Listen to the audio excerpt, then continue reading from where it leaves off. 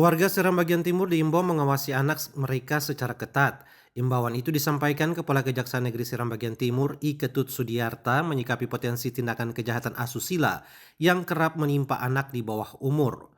Hal itu sebagaimana beberapa kasus kekerasan seksual yang ditangani jaksa dan baru divonis di Pengadilan Negeri Dataran Hunimua awal Maret lalu.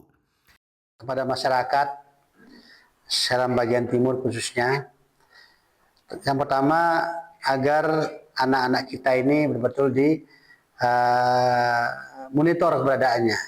Mungkin pulang terlambat dari sekolah kah, atau pulang tengah malam kah, tolong dimonitor sebagai orang tua biar diketahui bahwa anak itu di luar sedang ngapain.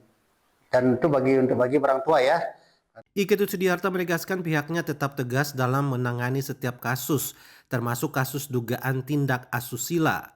Pelaku dituntut dengan hukuman seberat-beratnya sesuai hukum yang berlaku. Dengannya dapat menjadi efek jera, olehnya itu, ia mengimbau semua pihak di daerah ini terutama para orang tua agar memantau anak mereka dalam berbagai aktivitas terutama di luar rumah. Dari Bula Seram bagian timur, kontributor TVRI Mansur Boinau melaporkan.